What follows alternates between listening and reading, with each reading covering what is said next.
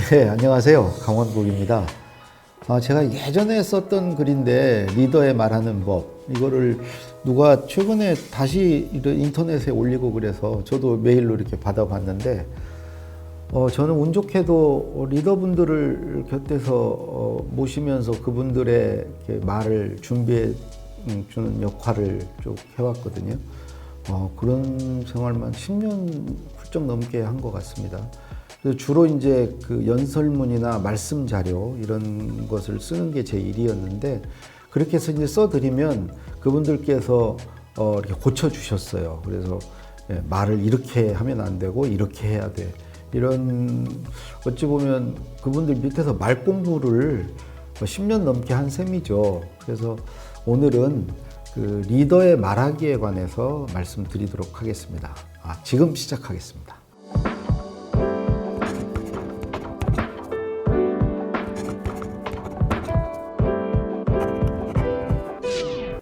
크게 네 가지를 말씀드리려고 합니다. 첫 번째는 그 역대 대통령 5분의 그 말에 대해서 얘기하고요.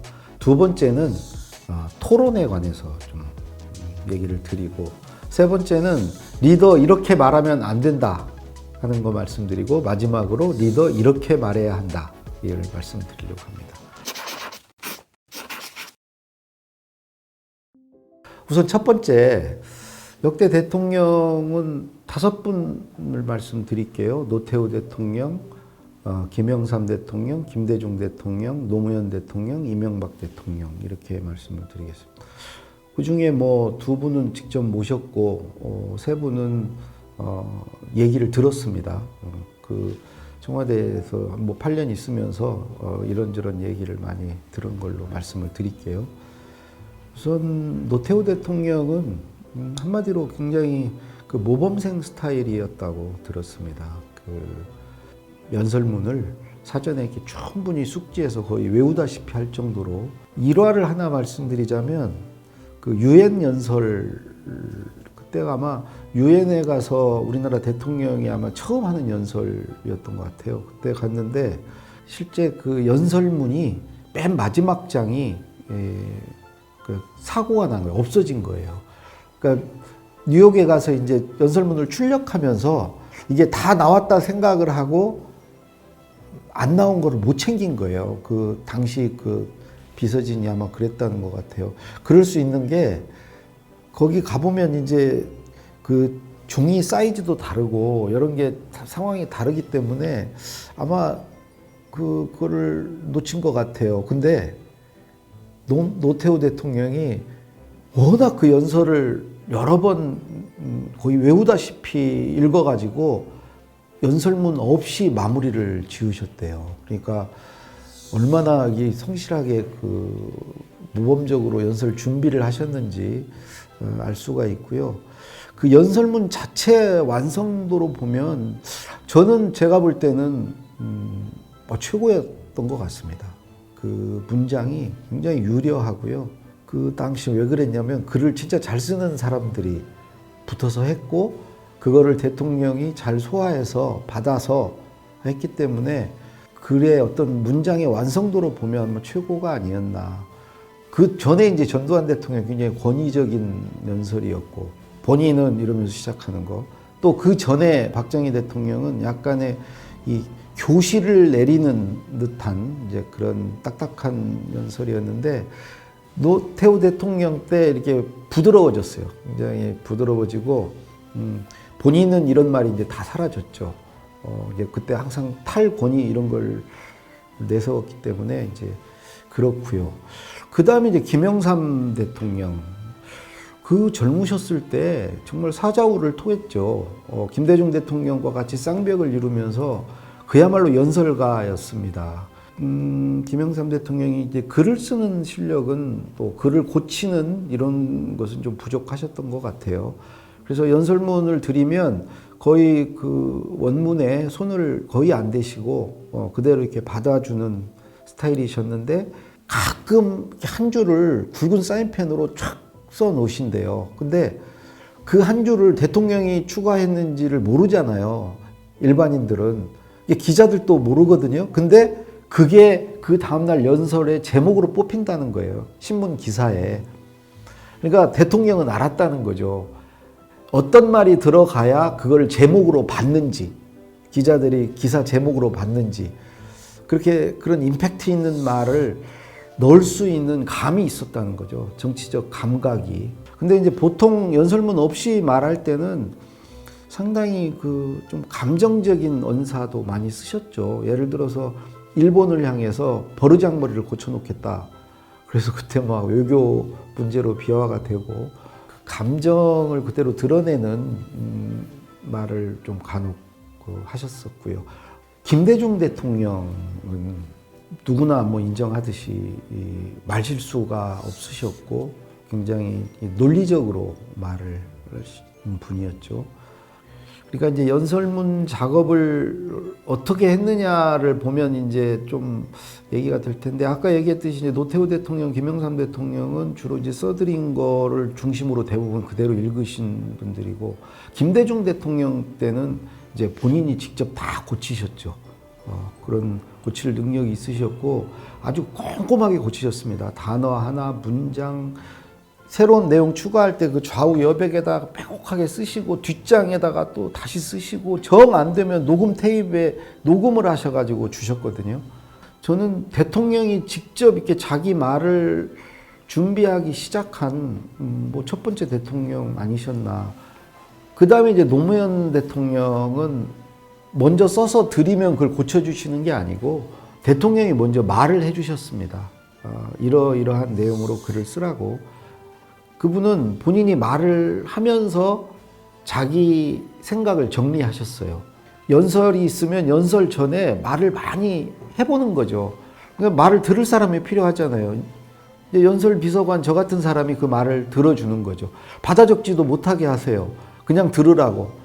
지금은 내가 정리가 안 된 말이니까 그냥 들으라고. 그래서 말을 하면서 정리를 하세요.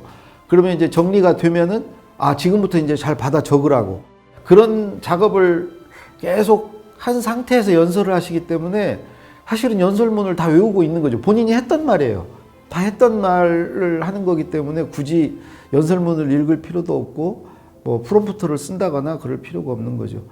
근데 김대중 대통령님은 이제 연설문을 보고 읽으시는 것을 국민에 대한 예의라고 생각하셨고, 노무현 대통령은 보고 읽는 것은 청중들이 볼 때 이게 성의 없는 거다. 눈을 마주치면서 연설을 해야지 뭘 가져와가지고 줄줄줄 읽는 것은 그건 또 성의가 아니다라고 이제 생각이, 두 분 생각이 좀 다른 거죠. 노무현 대통령은 안 보고 읽으시려고, 안 보고 말하려고 했고, 김대중 대통령은 보고 말하는 게, 준비된 걸 하는 게 그게 이제 예의를 지키는 거라고 생각하셨고요. 이명박 대통령은 연설문 준비 과정이 이게 경쟁 방식이었다고 들었습니다.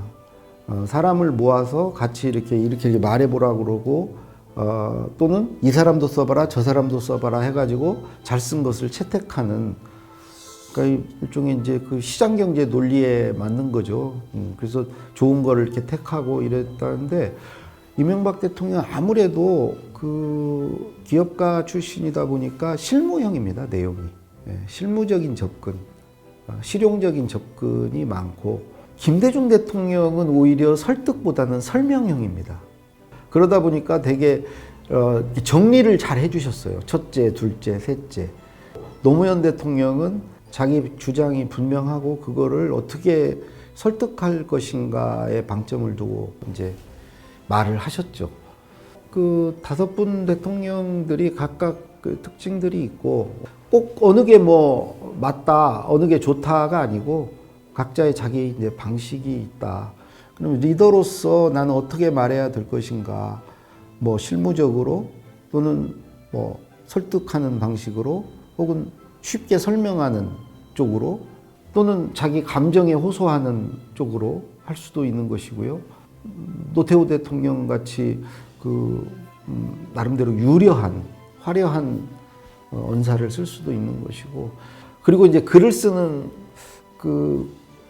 자기 말을 준비하는 과정에서도 각자의 특징이 있지 않습니까? 써온 것을 그대로 읽거나 그걸 고쳐서 읽거나 아니면 자기가 먼저 말해봄으로써 자기 말할 것을 정리하거나 아니면 누구 말을 들으면서 이 사람 저 사람 말을 시켜보고 그 들은 걸 가지고 자기 말을 만들 수도 있는 것이고요. 그런 걸 좀 참고하시면 좋을 것 같습니다. 리더의 말이 여러 분야가 있습니다. 우리가 흔히 이제 가장 대표적으로는 연설을 들죠. 연설이 말의 굉장히 중요한 분야죠. 연설만 있는 게 아니고 대화가 있습니다. 정상회담을 한다든가 우리가 무슨 누구와 회담을 하고 대담을 하고 이렇게 대화를 많이 하지 않습니까? 그것도 리더 말의 굉장히 중요한 분야입니다. 혹은 회의를 주재한다거나 그 말도 중요합니다. 진행하는 말. 근데 여기서 이제 가장 중요한 말이 토론입니다. 토론.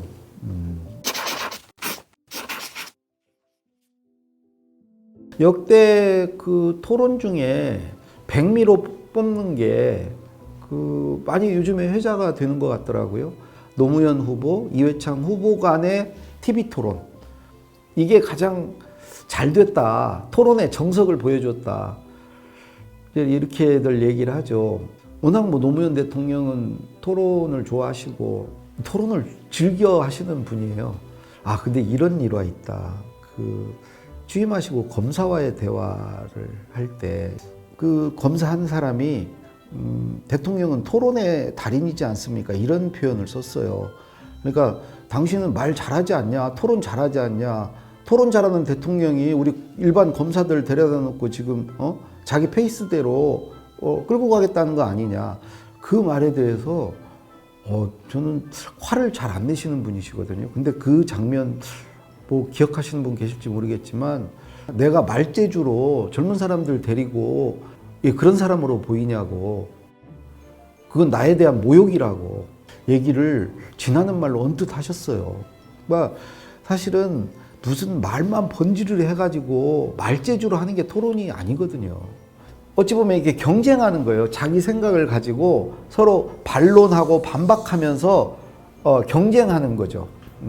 어찌 보면 이겨야 되고 설득해야 되고 승복을 이끌어내야 되는 게 이제 토론이거든요. 이제 우리 아까 얘기한 이회창 후보와 노무현 후보 간의 토론을 왜 토론의 어떤 정석으로 보냐.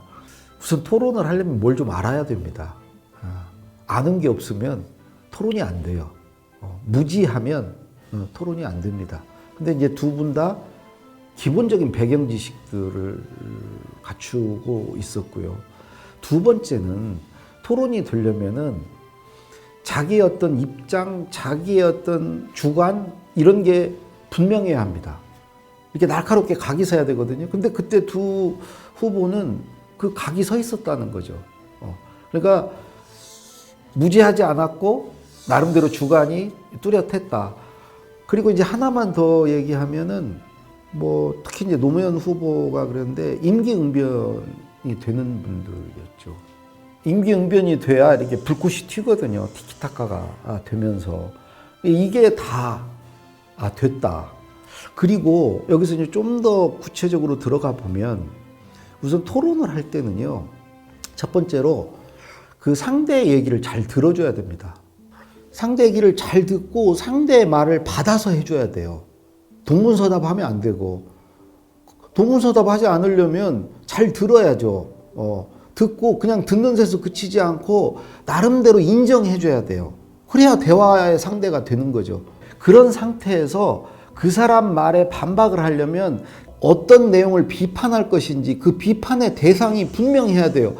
두리뭉실하게 그거 아니야, 싫어, 듣기 싫어 이게 아니고 당신이 이렇게 말했는데 이 부분에 대한 내 생각은 그렇지 않다. 분명해야 된다는 거죠. 그걸 딱 집어서 얘기를 해줘야 된다는 거죠.